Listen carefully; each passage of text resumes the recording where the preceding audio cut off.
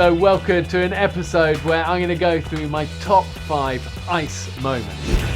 There have been a lot of very cold moments over the years on expeditions, through Man vs Wild, through Running Wild. But I don't want just to talk about the freezing moments. I want to talk about maybe the ones you might not think of that have involved snow and ice. I think the president looked a little surprised when I pulled out this sort of bloody carcass of half-eaten salmon. That's tasty. Number 1, I would say, swimming under the frozen ice of this frozen lake in Canada. Depth of winter, it was about must be minus 25 at least there. And the crew had dug a hole in the ice, and then they'd gone the length of an Olympic pool and dug another hole. But there was a pretty small hole to aim for, and we had a safety diver down there filming it. And I remember going in and kind of thinking, yeah, I've got this. Calm the heart rate, slow everything down. And the main thing is that sense of just calming yourself. If you panic, your heart rate goes up, you need to breathe, and that's when people get into trouble. So it's that sort of discipline to control the breathing, control your heart rate, keep calm. The problem is, as soon as I went in and I started off and opened my eyes on that first stroke, because what I hadn't anticipated was how cold the water would be on my eyeball. And it was literally like people sticking needles into my eyes. So I suddenly realized straight away, I can't open my eyes, and therefore I can't aim for the hole, but do I now turn back? And then suddenly, because it hasn't gone to plan, you start to panic, and then you think, hold on, what do we do here? Do we go back or forward?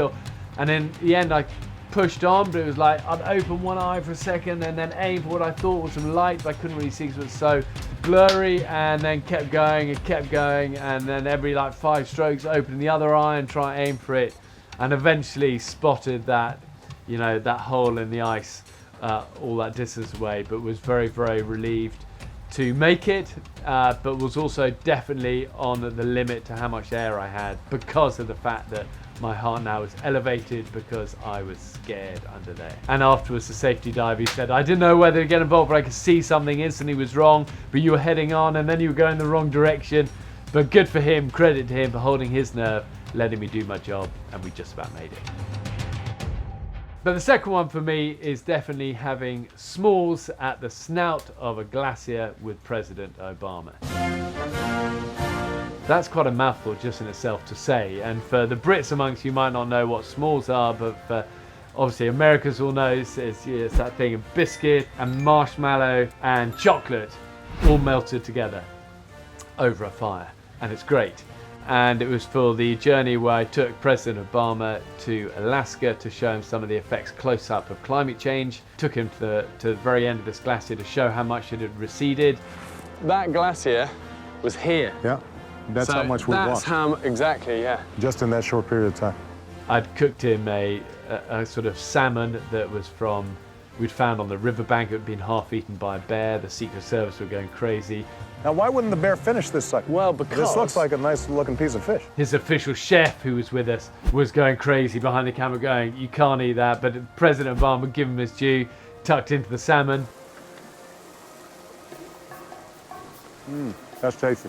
Can still smell the bear breath on it. But I thought, I've got to give him something better than this kind of manky, half-eaten salmon that's been in my backpack for a day. Something better for dessert. So we had s'mores, and that was a special moment. Put the marshmallow on. Look at this. This looks insanely good. And then you get your other cracker on top there.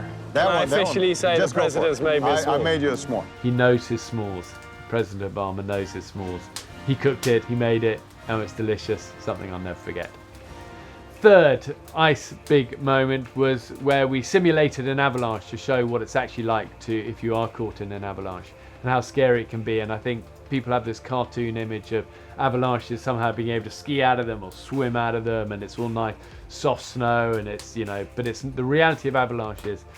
Incredible speed, it can be over 100 miles an hour, and they hit you like a freight train, and that ice just instantly consolidates around you like concrete because it gets so compacted. Even that soft powder snow gets compacted at ice, and they say it forms a death mask tight over your face and you can't breathe. We simulated that by burying me under these tons of snow with these diggers, and monitoring me and having me hooked up to all these machines, and to see how long until basically I passed out.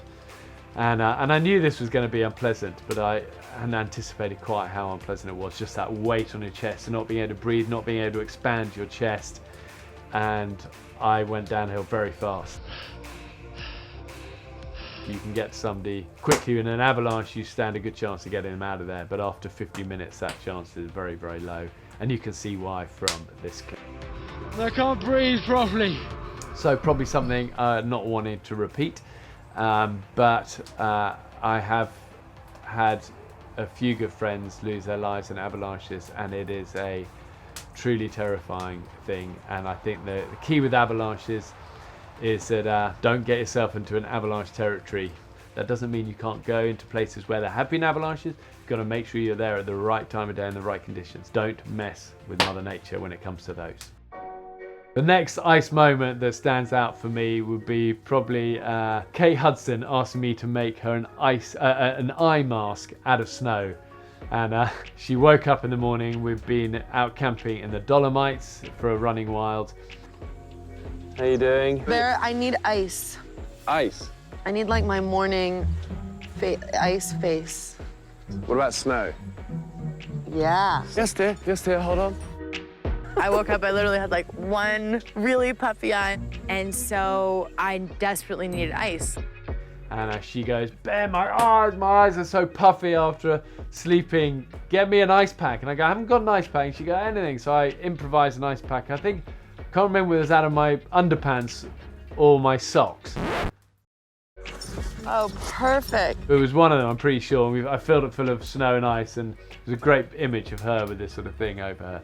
Improvised ice pack, job done. So my final one of these top 5 ice moments is where I got to take one of my heroes, the great Roger Federer, on a journey into the Swiss mountains. It was very cold, a lot of snow and ice around. You feeling all right? I feel nervous, but I'm good. Pre-match nerves, it's good, it's healthy. Yes, it is healthy. Makes Keeps us feel alive. Totally, absolutely. And the first thing I did was get out a rope, and we were trying to get down into this gully, and I thought, he's driven up in his car, I'd land in the paraglider, we'd tie a rope around the wheel, and we'll use that as a belay point, and we'll rappel down this frozen waterfall. Here we go. Yeah. Okay, so now lean right back. Yep. You're a bit up right there. There you go. Now walk down. Keep walking, keep going, keep moving. But the thing is, using crampons, these spikes on the bottom of your boots for the first time, is really difficult. It's one of these things that takes a lot of practice, and when you first go onto crampons, you're slipping and sliding all over the place, and you're slashing your gaiters with your feet and tripping over. And I thought, this is definitely going to be difficult for Roger, straight onto a vertical 200-foot ice waterfall, trying to maintain his balance. Oh my God, this is all ice. But the thing is, I should have remembered he is the world's greatest tennis player. And I gave him about a sort of 2-second lesson. He goes, "Yeah, got it." And I saw him sort of a little bit for first step. And he went, "Oh, I got it. Yeah, good." And then he was kind of off. And I thought, wow. I described him, I think at the time, having the balance of a bird. And I stand by that. The only person I've ever put straight into crampons and hasn't faltered for a second. So there you go, 5 big ice moments that I'll remember in my life. Again, I could have picked 50 of these, but there's something testing and special about the extremes, the extreme heats, the extreme colds, and I love it.